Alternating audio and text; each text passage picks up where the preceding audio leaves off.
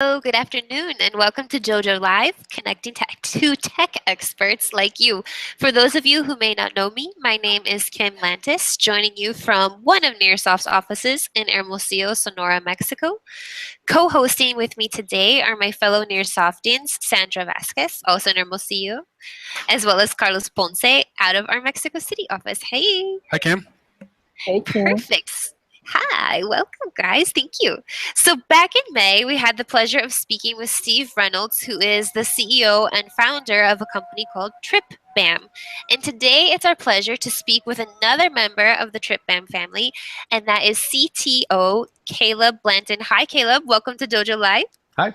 Thanks for having me. Perfect. You're welcome. It's our pleasure. So, to get us started, Caleb, please quickly just tell us a bit about yourself, your background. Yeah, so I'm just a simple techie, nothing too fancy. Been living and breathing computers since I was very young. Travel tech for a couple dozen years. Wow. You don't look that old. Yeah, well, I got started in travel tech when I was 19 years old. So, it's been an interesting journey for sure. But yeah, actually, Steve and I, our paths have crossed multiple times. Once in '97 when he hired me at TTG as then a developer, but kind of worked my way up the chain there. And then he broke away, did his own thing. I broke away, did my own thing, and then, as great connections always do, we reconvened and we invented TRIPBAM together. So it's been quite a journey in travel tech, and our destinies have been intertwined, Reynolds and I. So yeah, that's in the context of this talk, that's probably a good enough summary. Perfect. So for those of our viewers who may not have yet watched Steve's episode, can you please quickly just share with us a bit about TRIPBAM, what it is that you do? Okay. So, the hotel booking space is super crowded and super congested. And, everyone's like, okay, what about Trivago? What about hotels.com? When I tell them what our company does. And I think a key concept to differentiate TRIPBAM from those other booking tools is we're not a booking site, we're a shopping service. So instead of you coming to our site and saying, I want to book this hotel on these dates, you get the rates for that time in place in the world and universe, and then you're done. You check in, right? We actually after you've booked your reservation, we actually reshop it and look for a better rate on a daily basis, because something people don't really know is that hotel rates, they change constantly. Hotels are doing what's called yield management. So they're dealing with the inventory that they have available at the hotel, and they're fluctuating rates to try to garner more bookings, more room nights, things like that. I'm very focused on something called ADR. So what we do is we kind of leverage that by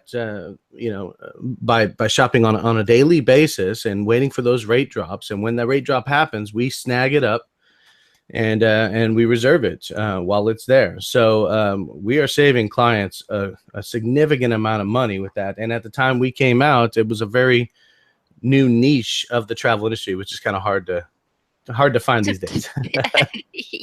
Yes, it is. Very cool. So one quick question before we move on to your chosen topic for today. When you say snag it up, is that something that a service that TRIPBAM automatically does, or is there the need to confirm that with the client's reservation?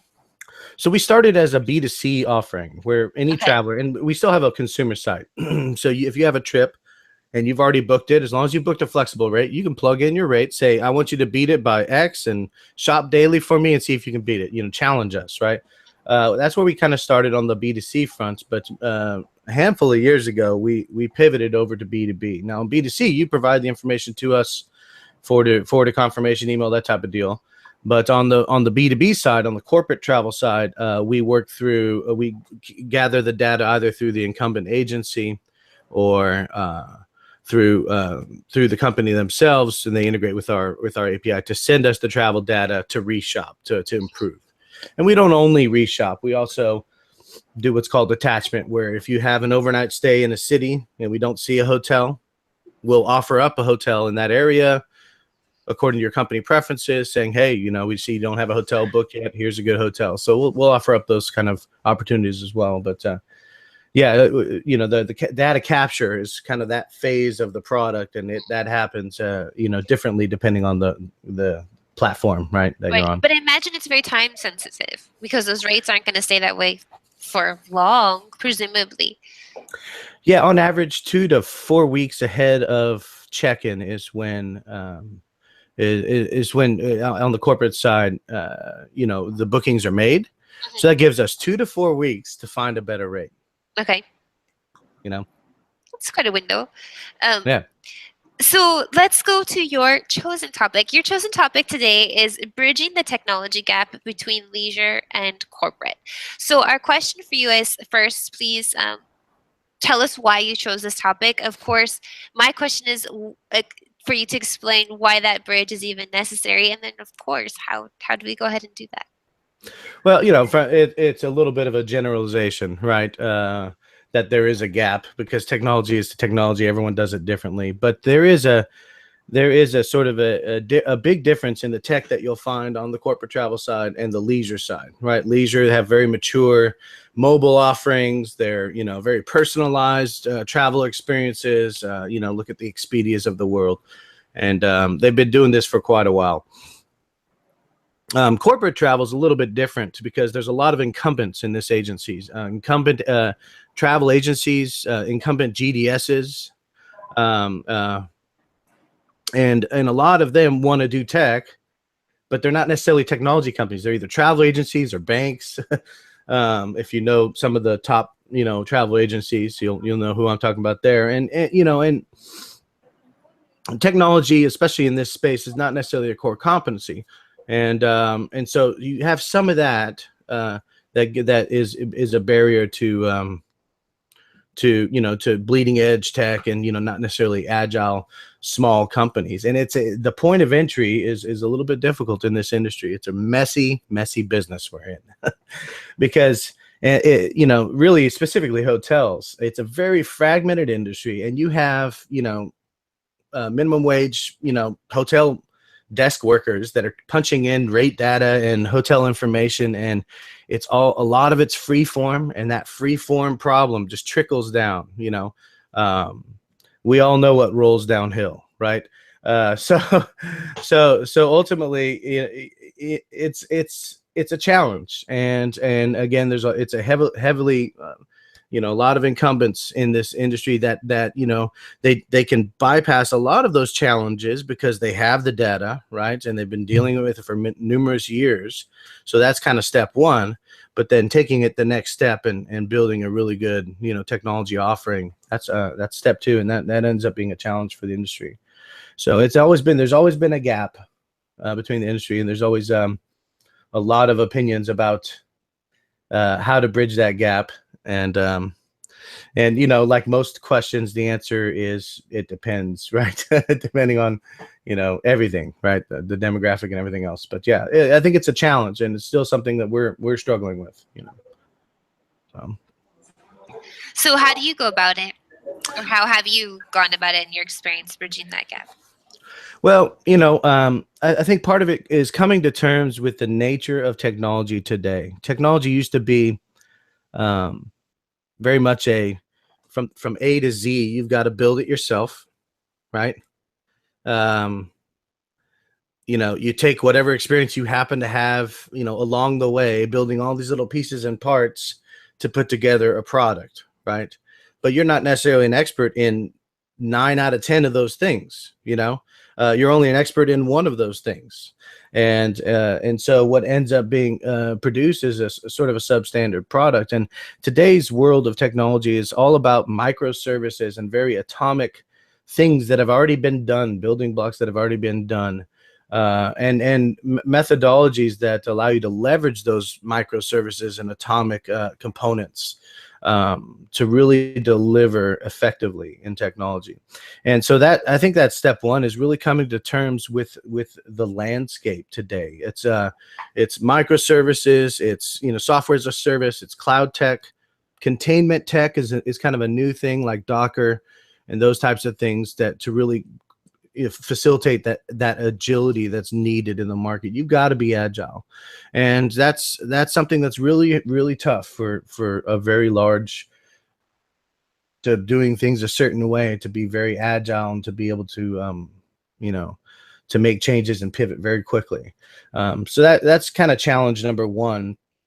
I would say another challenge is just the subject matter expertise that's needed. I talked about that point, that barrier of entry. You need to understand this industry. You need to know the headaches and the pain points in order to address them, right? And it's tough to find high tech folks with travel tech experience, especially corporate travel tech. So that becomes, but it's so valuable when you do find somebody that you're willing to make compromises on some of the other subject matter expertise, like general software design and architecture, you know,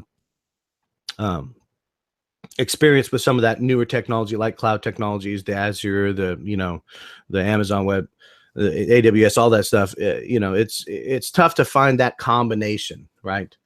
So talent is a challenge, I think, as well. So and I could go on and on listing the challenges, you know, but yeah, that I think that touches on the top things, other than just sort of the messiness of the data that we're dealing with. It's so messy and free form, you know. So I like that you threw that out there. A valuable prospect for the high tech individuals out there would then be to make yourself an expert in what is the travel industry. You said it's very valuable, and there aren't very many of you. So your Softians listening to this.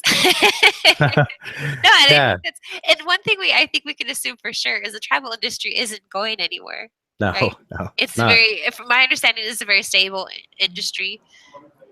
Well, yeah, you know, yes, it has ups and downs, but compared to others, so. Yeah, absolutely. I mean, technologists such as myself, I'd like to see some shakeup. You know, TRIPBAM sort of disruptive technology, and there's a lot of layers in at least on the corporate travel side that I think as technology evolves become a little bit unnecessary.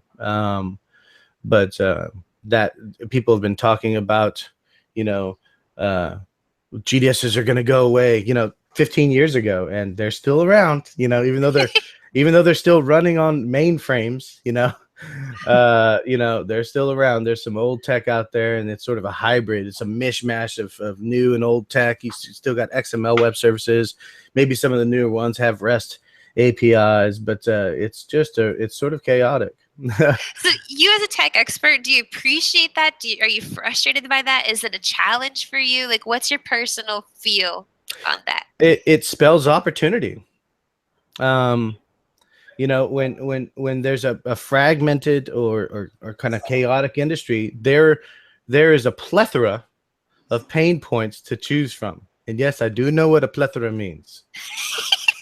Sorry, I had to have a Three Amigos quote in here.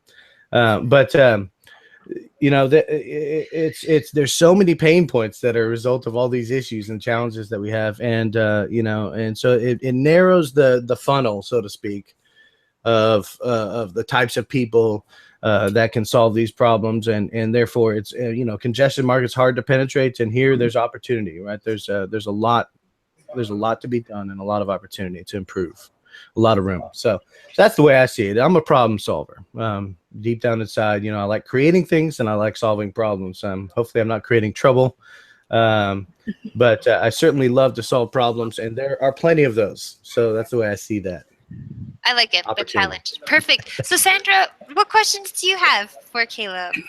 Yeah, Caleb, not that you're talking about all the challenges that the travel industry has. What I see is that there are a lot of challenges worth solving and worth exploring. And I see that there's a lot of different, we live in a really unique era. Like we have access to a lot of things that our previous generation didn't have. Mhm. And we are changing, and in the technology is actually shaping the way we do things. Like we look for things differently, we search for information differently, and I believe we travel differently. And I was wondering, what are the changes that you see that technology had made on users in general that are affecting travel? Or what are these big trends that you can identify? Yeah, I think one important trend to talk about is personalization. With more information, you have more of an ability to make better decisions that are specific to a traveler. And you take medicine as an example.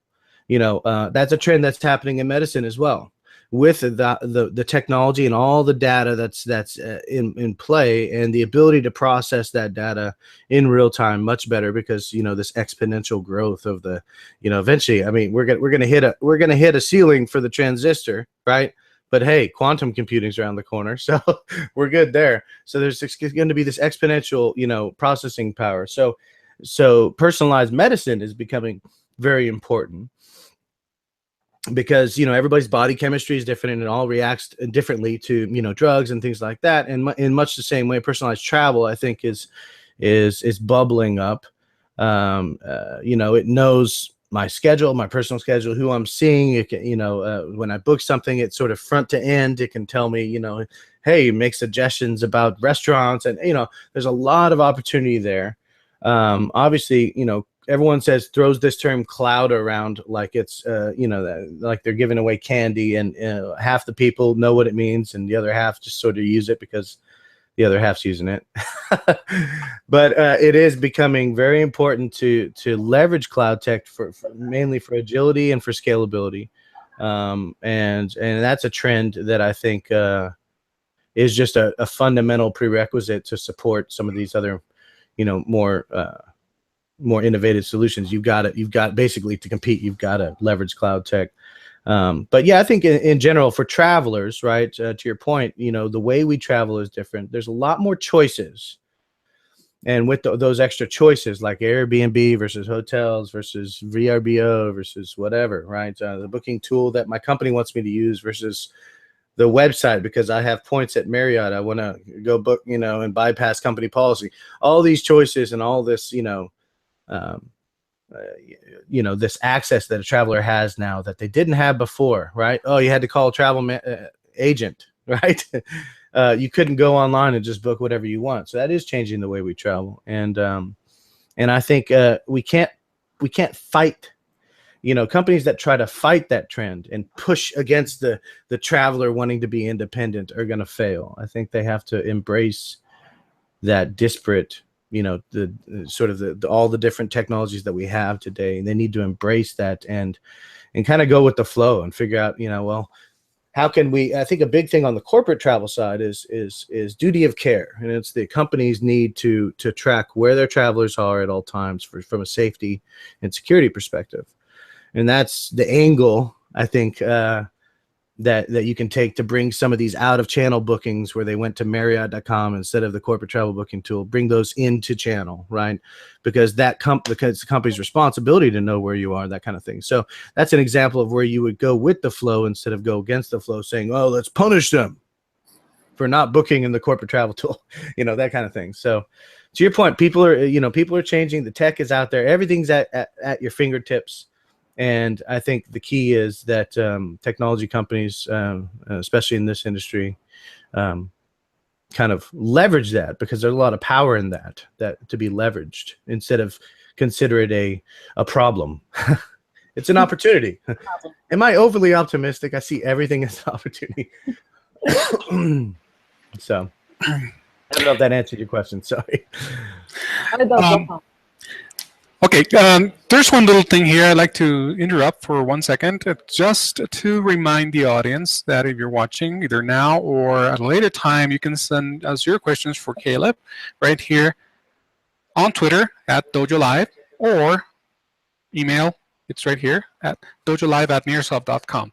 So whichever works for you, send them over, and we'll make sure that Caleb gets them, and of course he responds at his convenience, and we'll go from there. With that being said, back to you, Sandra. I know you have a whole bunch of great questions, so go ahead and shoot. Sorry, I was on mute. Well, right.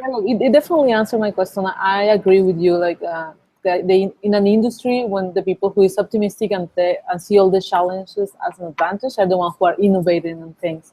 And talking about technology and going into the same line, lately we have seen a lot of new technologies changing or shaping the way we travel, from chatbots to virtual reality. And these are some examples of what is promising in the future. I don't think we are there yet to substitute travel with virtual reality, but definitely there is something going on over there. And the same thing with chatbots. For you, what are you excited to see in the next 10 years related to technology and how it will change how we travel right now? It's a good question. I'd like to see, I'd like to see some of these historic issues with travel be solved. The data that's coming into the funnel be cleaner. Technology, there's a lot of old deprecated, central reservation systems at the hotels, specifically in the hotel industry. That's sort of the root cause, and we're spinning our wheels trying to, to deal with the symptoms of that problem. And that's less of an exciting sort of, oh, wow, that's real exciting. But once you have that quality of data, right, and this, the better data coming in, it's garbage It'd be in, really garbage exciting out. for the person who figures it out. yeah, it's going to be tough. It's a Life-changing. fragmented industry. You're a hero. Yeah, well, that's true. Yeah, and right now the heroes are the ones who can work around the issue. And I'm more of a root cause analysis type guy. But, you mentioned VR, and right now it's sort of pie in the sky. Ultimately it's interesting, and it has a long way to go. But I do think you'll see some of that. It's more going to be cool for demos, but not real practical. I think the best technologies are the invisible ones. The ones that you don't even see, it's just you behave the way you act, the way you want to act, and the technology is transparent until you need it, and so that I think touches on personalization. I think while I need to be in control of my personal data when I do release it to a technology. Right? Like, think of you download an app on an app store and you say, yes, you can access my location. Yes, you can access my contacts. Once I've released that, I want that information to be leveraged to enhance my experience. And I think that's going to happen a lot more in travel, where you're going to say, yes, you can access my calendar, and the technology under the hood will be able to make more intelligent decisions. I think it blows my mind that you still have to say, when you're booking a trip on a corporate travel booking tool or a regular booking tool, that you can't really just say, this is my address and I want you, this is where I'm going, not this is the hotel I want, the air I want, or whatever. This is where I'm going.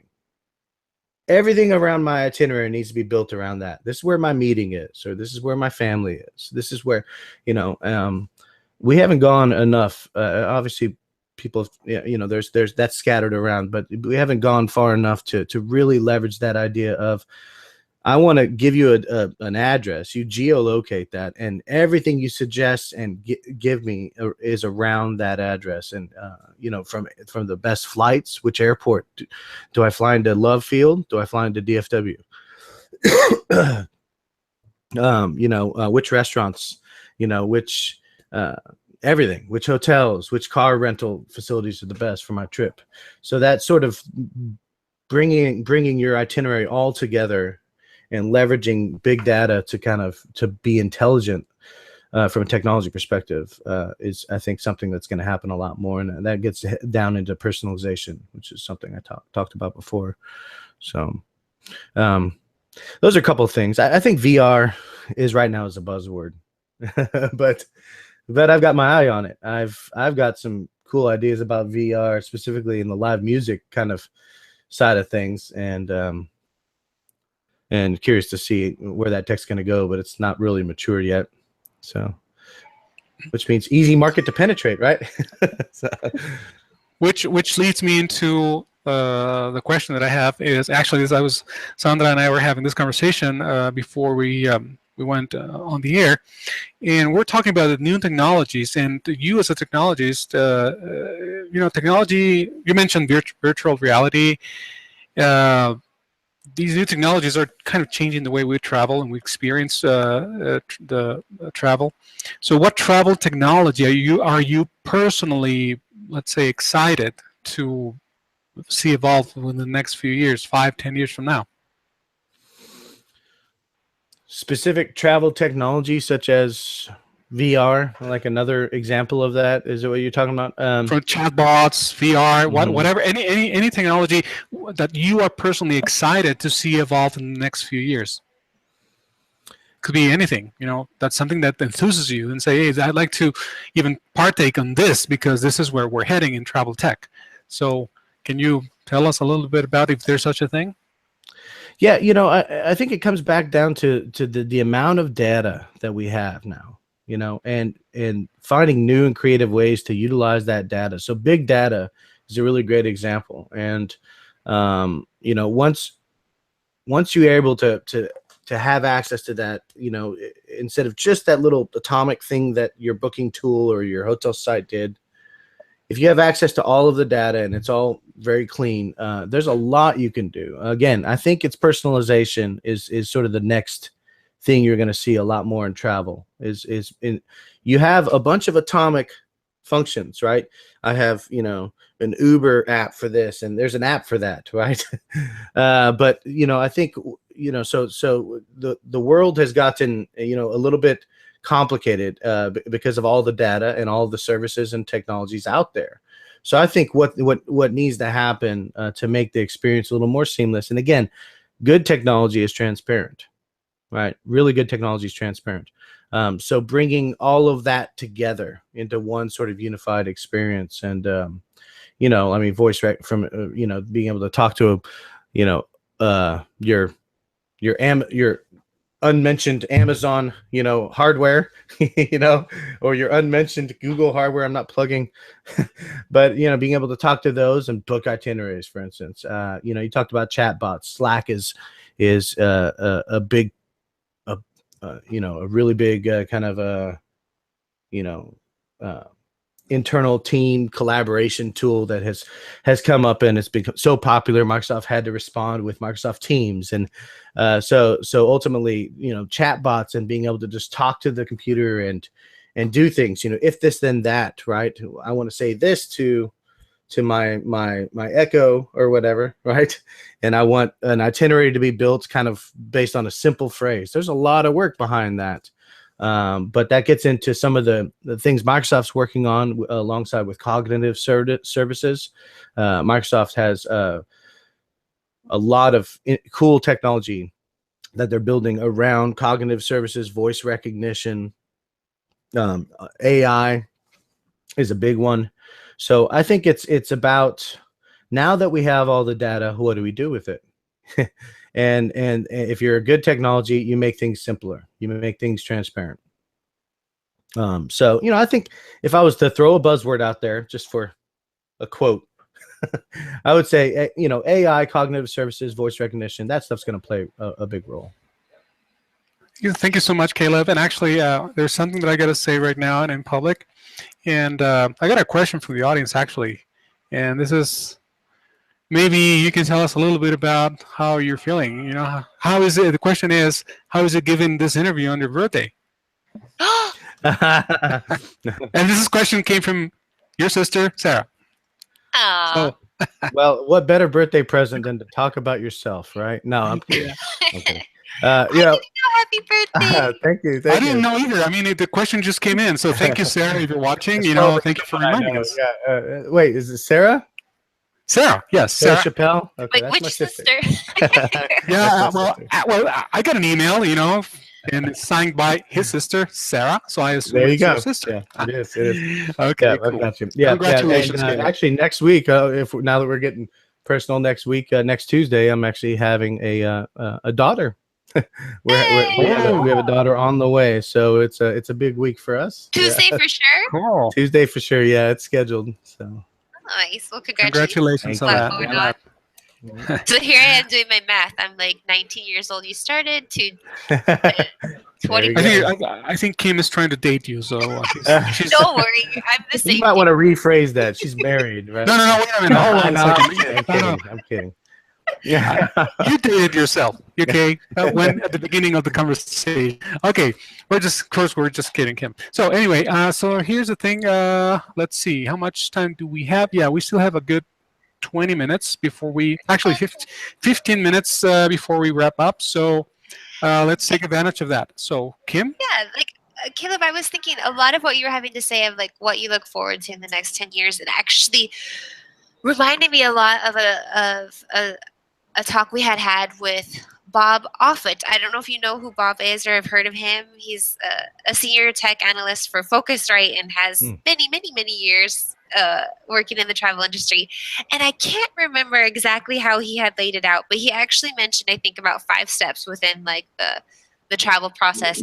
And one of those first steps I remember very well was the dream phase, which I liked how you were like, well, I'm going to this place, and the idea of technology dreaming for you, because I think sometimes our knowledge limits our dreams, just not even knowing what's available, and then to be able to provide that dream, I think is really fascinating. And you guys kind of coincided on a lot of different things. Also, his idea of like what would be great is if technology could bring this all together. The idea of the hotels and the car rentals and the flights. Sure, you can buy packages, but I think the back end of that is not all on the same page. I think for a user like me, I'm like, oh, look, I can now rent my car too. I don't know what that looks like on the back end, but he was definitely talking about like that marrying of the technologies. So it's interesting, you being so young and him being so seasoned that you're on the same page. So you must be on to something. Yeah, you know, I that resonates with me. You know, think of it this way: if you could just say, you know, Echo, you know, I'm traveling to, you know, this address. Send me options. You know, I mean, it could you could get an email a couple minutes later if you wanted to drive because it's within a certain mile threshold. Here's a road trip itinerary for you. If you wanted to fly, you know, I mean, but all you had to do was say, "I'm going here," right? So while we're dreaming, let's talk about how cool that would be, right?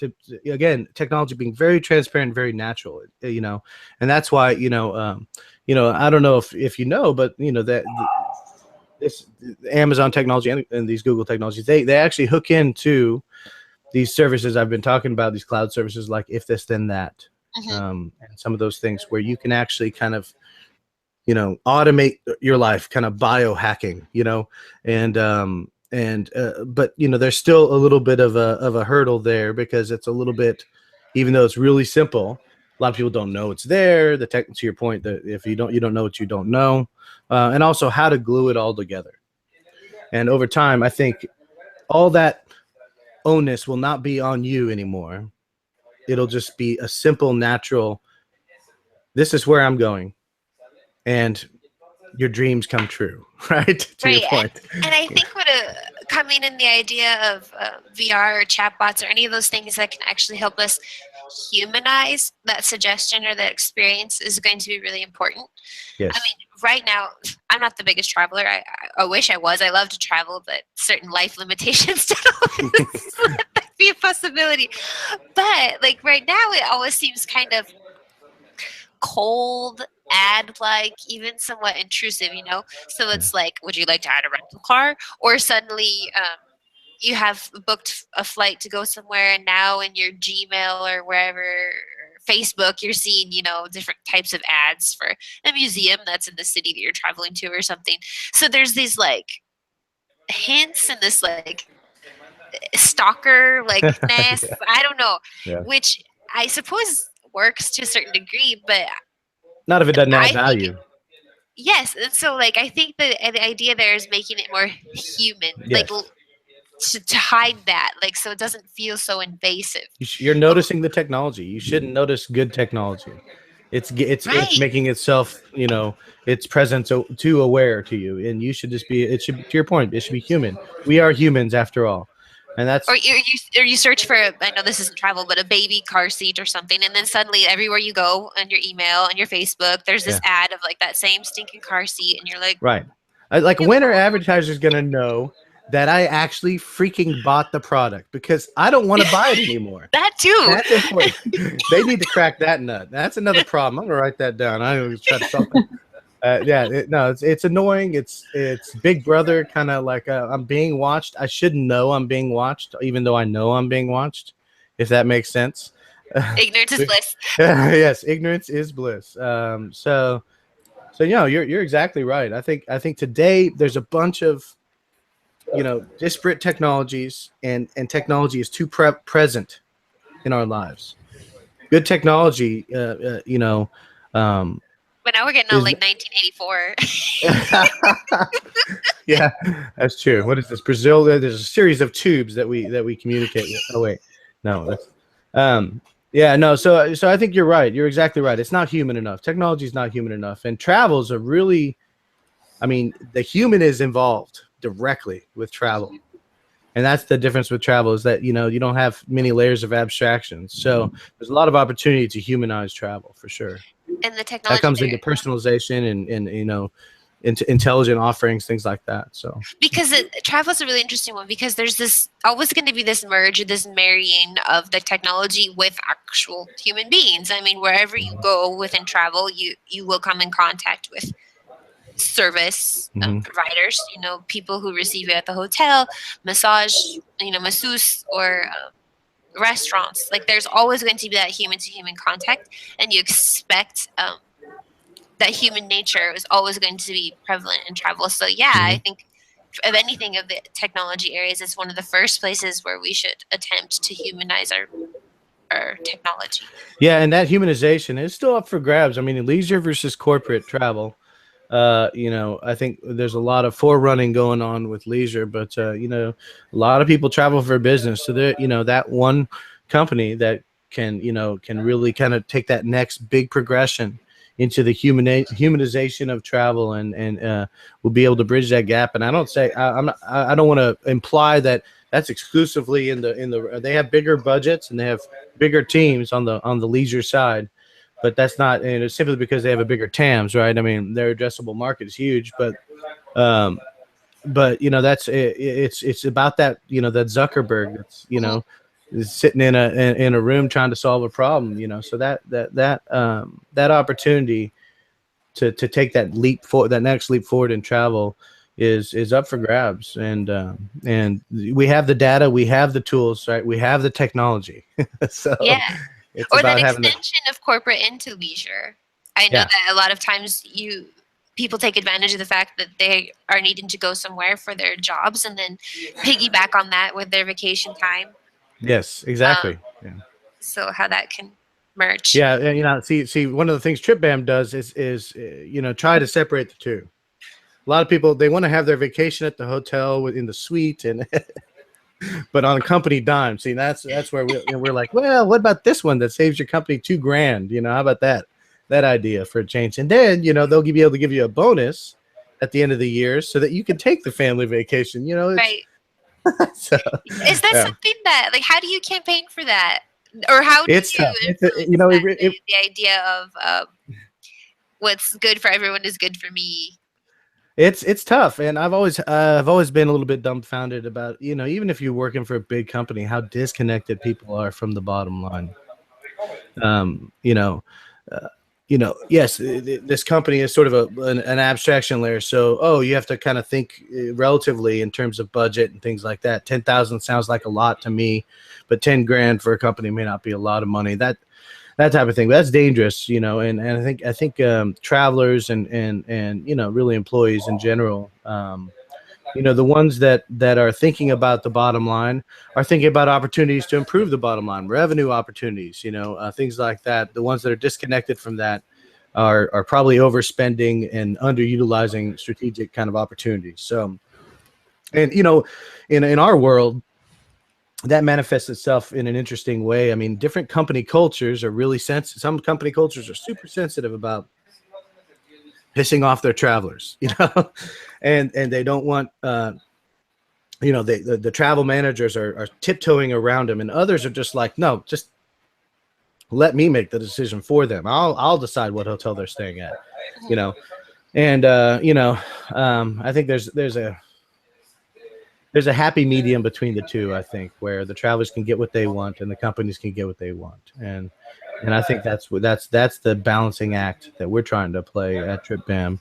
But yeah, human nature is both a blessing and a curse, right? That it Let me is. just read the news. Cool. So let me just interrupt for one more time. Just one more quick reminder to send your questions on Twitter at dojolive right here, and also dojolive at nearsoft.com, whichever works for you.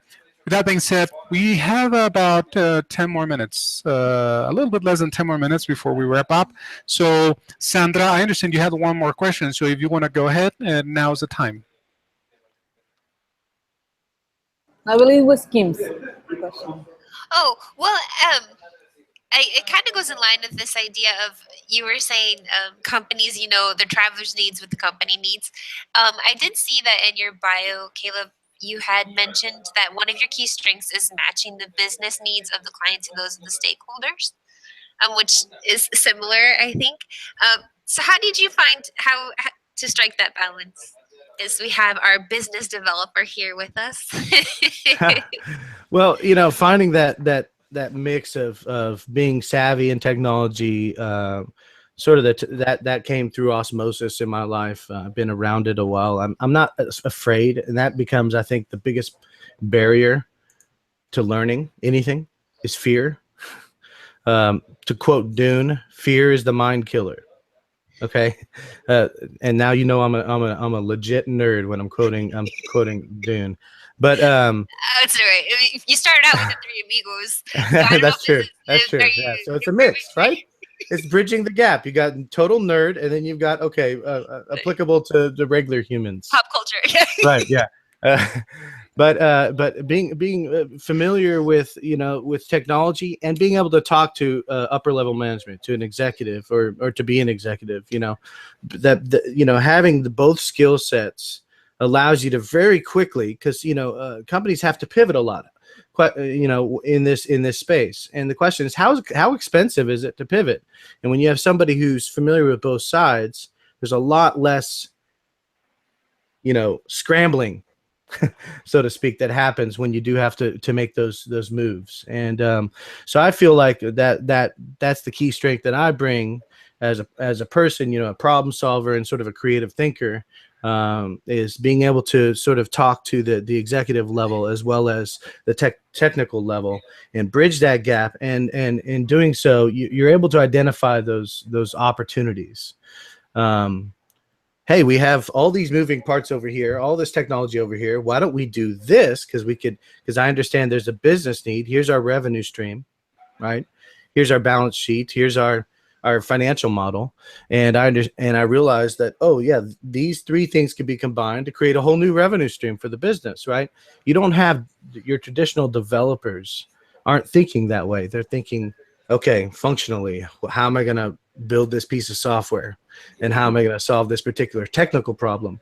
And when you have somebody who's a technologist who's thinking from a business perspective, that equals power, that equals money. And those are usually negative connotation, but in the world of business, that's good stuff, all good stuff, right? Champagne problems. So and then it doesn't matter how good something is if it's not solving the real problem, and if it's not making money, then there is no business to move around. Yeah, you're bringing a solution to a problem. I keep telling my wife, I don't like to go to a list with the store. I like to go to a store with the list. And what I mean by that is, give me a damn shopping list, because first of all, I want to know what the problems are that need to be solved. But if you end up going to a list with a store, you end up buying a bunch of crap you don't need. Or if you go to the grocery store when you're hungry. Yeah, that too. Yes, that's true. That's a good point. Fair point. It's I kind don't of know the how that metaphorically ties in, but that is very important. That is a same. very It's kind of important the tip. same thing. It kind of is. Yeah. Go ill prepared, and you end up. Yeah. Yeah. Just impulse buying everything. So yeah. Perfect. Well, I think for that, Caleb, we're actually coming to the close of our time together today. For our part, we wish you a very, very happy birthday. Thank you. And of course, best of luck with your new edition next Yeah. week. And for you, any final closing words you have for our viewers today? No, just keep your eye on TRIPBAM. We're an up and comer. We're pretty excited about our technology and the amount of money we're saving corporations all over the world these days. So we're always looking for talent and looking for those opportunities. So yeah, just a shameless plug for our company there. No That's shame all. at all. That's what it's all about. Yes. That's right. Exactly. Cool. Perfect. And that is at tripbam.com or how? TRIPBAM.com. Yep. Perfect. All right. Well, congratulations to you. And Thanks. thank you for your time today, Caleb. It was Sandra, wonderful to Carlos. meet you guys. Thank you again, Caleb. Yes, and I'd like to remind the audience that keep an eye on today's episode. It's going to be on our website, dojo.nearself.com. It's going to be right there where you can actually watch it at a later time and, of course, find out the relevant contact info for TRIPBAM and, of course, for Caleb. So with that being said, view Steve's talk as well. If you want to follow the trail of Dojo Live stalking TRIPBAM, we start with Chris Hemsworth, okay, from Thayer Ventures, and then we go to Steve Reynolds, and then we go to me. So they've been kind of working their way top down. That's for the record, I do remember that time with Chris Hameter. That was way back in November for the great talk. Yeah, that's a similar talk he gives at Cornell and everything else, and it's a great talk if you're interested in creating a company and getting investment. He lays we're out. really excited about travel and where the industry is going. So we need to follow the best. Yeah, well, there you go. Well, we appreciate that. All right. So, for me, my takeaway from this is one of the best phrases that I ever heard is, I don't want to go to the list with a store. I want to go to the store with a list. Yes. Cool. So thank you, Caleb, again. So thank you so much. And we're going to be in touch with with this conversation, which is going to be embedded onto our website, as I said. And again, thank you so much. All We're right. grateful for having had you here, and we appreciate your willingness to participate in today's episode of Dojo Live. Thank you. That's right. Cheers. Thank you. Bye, Goodbye, everyone. everybody. We'll see you next week. Goodbye. Okay. Take care. Bye.